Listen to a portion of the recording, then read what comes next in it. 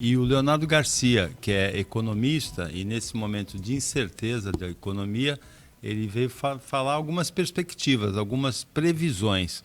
Quais são as previsões, Leonardo? Boa tarde.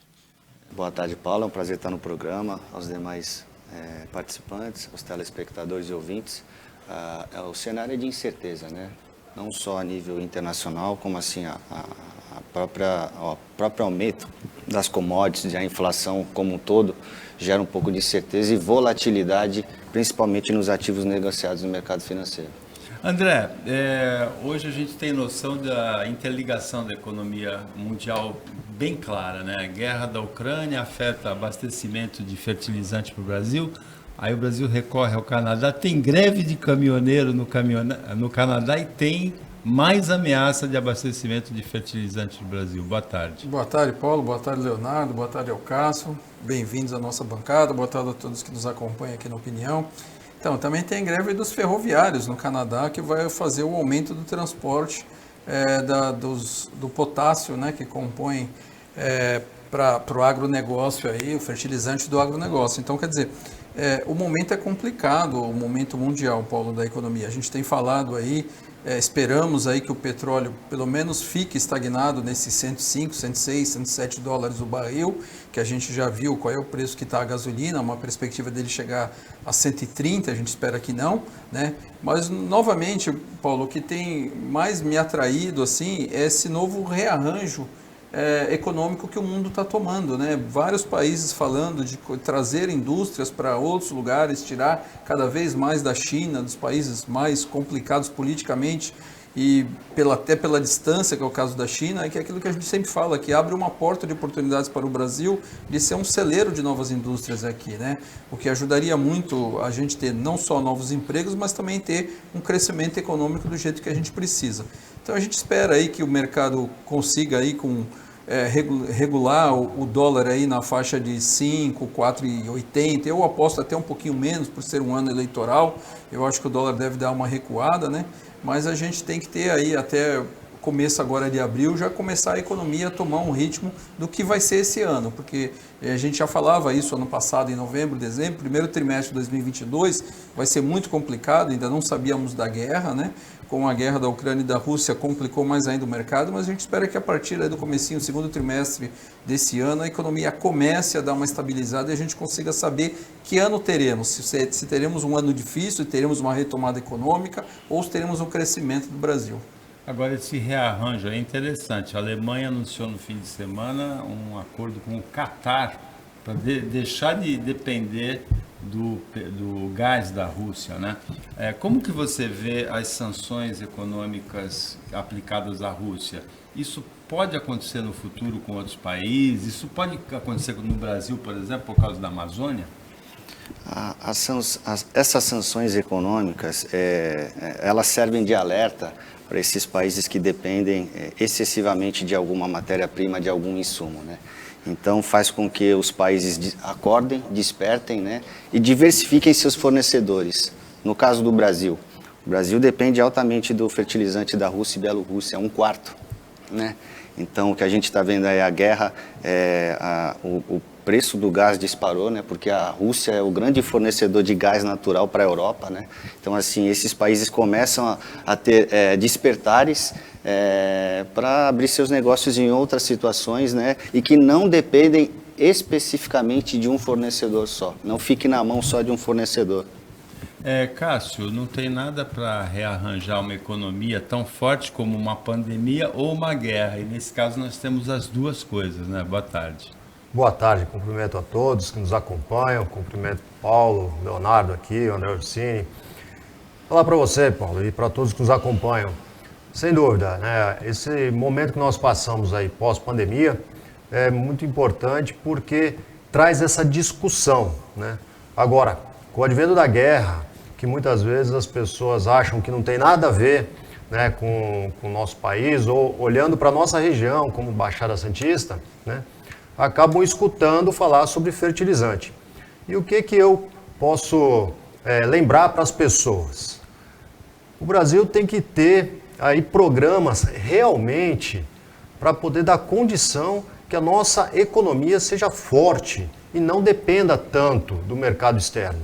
E aqui na nossa região da Baixada Santista, temos o Polo Industrial de Cubatão, que há cerca de 15 a 20 anos atrás era uma potência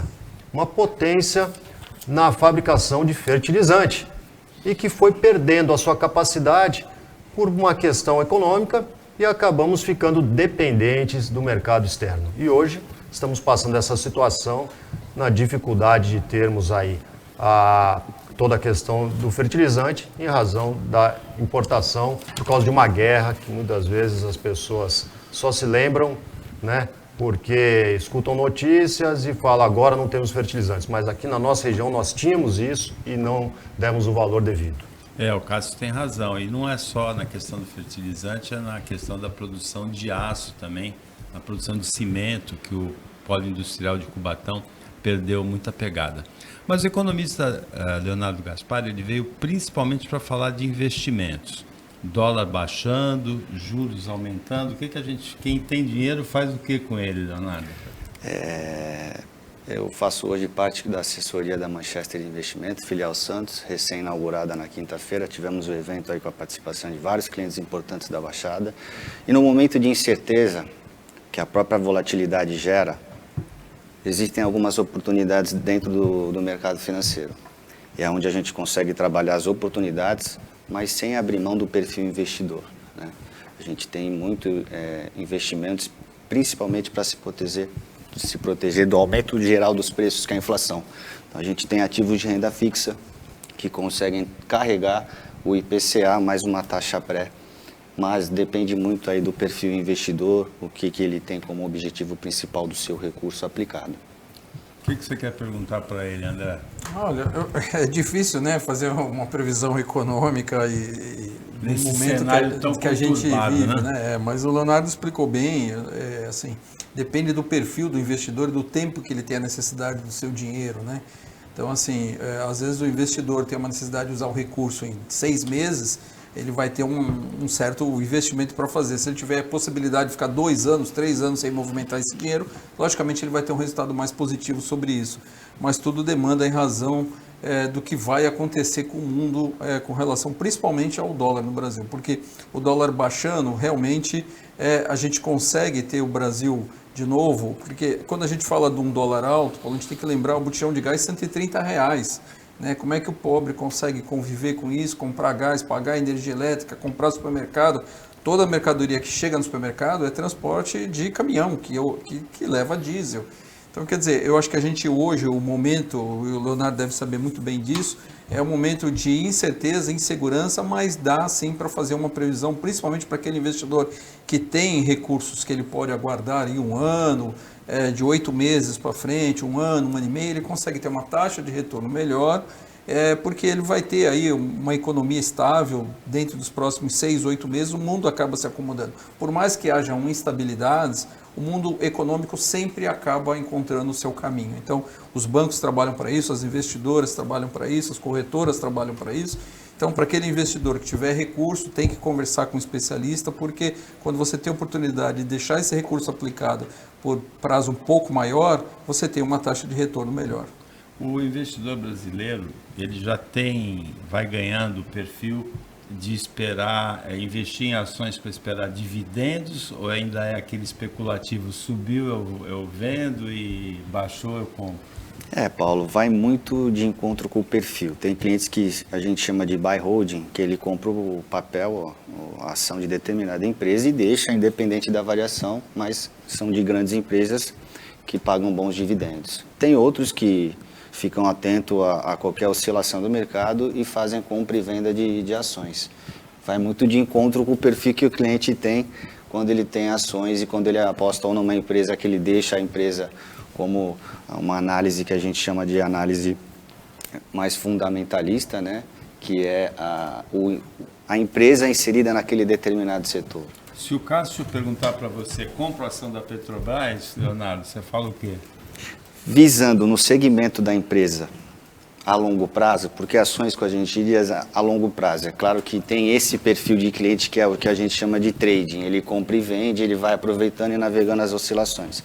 É um bom papel, visto que o petróleo a commodity ultimamente mais falada, principalmente pela guerra, e de que hoje o preço do barril já estava em $113. O petróleo é um bem escasso, um dia ele acaba. Então, assim, é um bom papel, porém vai sofrer com algumas oscilações, principalmente na intervenção do governo, na alta dos preços. Porém, tratando do setor petróleo e da matéria-prima petróleo, seria uma boa recomendação estar na carteira. Agora, Cássio, o administrador público ele precisa se preocupar com isso também, né? Porque ele gerencia atualmente, o administrador municipal, uma caixa, não, um fundo de previdência dos funcionários, né? Praia Grande tem um fundo de previdência que tem que girar esse dinheiro, né? Não, sem dúvida. No caso do Instituto, que gera previdência municipal, ele acaba sempre sendo monitorado e tendo muitas assessorias para poder trabalhar sempre de acordo com o que rege aí o Tribunal de Contas, né? Para não ter riscos, né? Mas penso que o poder público ele tem muita responsabilidade para poder contribuir com toda a população, né? Nos municípios, para poder incrementar a questão da economia. E lá em Praia Grande nós fizemos muitas ações importantes durante este ano de governo, mesmo com a questão aí da turbulência, da pandemia, né? Sempre controlando muito os acessos, né? Discutindo bastante as possibilidades, mas tivemos aí uma temporada de verão bem controlada, controlando a questão da pandemia, e tivemos aí com as ações que foram desenvolvidas de governo, fomentando eventos no município que geraram bem a economia, e a população lá reconheceu isso, que tivemos aí um ganho para toda a população, comerciantes de forma geral. Leonardo, nós estamos no final desse bloco do qual você participa. O que você gostaria de dizer para a telespectadora, para o telespectador da TV Cultura Litoral, em relação à possibilidade de investimentos, em relação às perspectivas dos próximos meses? Olha, dizer que existe uma assessoria de investimentos do qual existe um atendimento totalmente personalizado e adequado para cada tipo de perfil, né? E que a gente consegue, dentro dos profissionais da Manchester Investimentos, que é o nosso longo alcance, pessoas que estão diretamente ligadas, certificadas e estuda todo dia o mercado, para fazermos as melhores alocações, né? Dependendo do perfil, do tipo do ativo, se é ativo de renda fixa ou se o cliente quer correr um pouco mais de risco, né? Numa experiência totalmente diferente que os clientes têm de banco.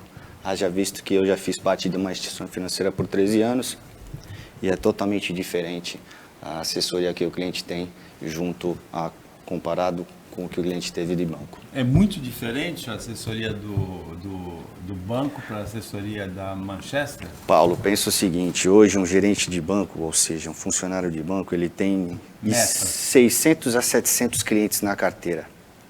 Como é que eu vou individualizar a assessoria para ele, se o banco, por ser banco, ele tem outros produtos financeiros que precisa ser oferecido para os clientes? Eu não consigo me debruçar e dar total atenção para um cliente, porque eu tenho mais 599 clientes. Já na assessoria, não. No máximo eu tenho 100 clientes e que eu consigo, todos os dias, entrar no mercado financeiro, ter as informações adequadas, entender o momento de vida do cliente para oferecer a melhor solução financeira para o cliente, dado o momento de vida que ele vem a percorrer. Bom, Leonardo Gaspar, muito obrigado pela participação aqui hoje. Você tem a porta aberta para sempre que puder vir dar uma assessoria aí, não individualizada, né, para o telespectador e para o telespectador da TV Cultura Litoral. E boa sorte aí na Manchester Investimentos.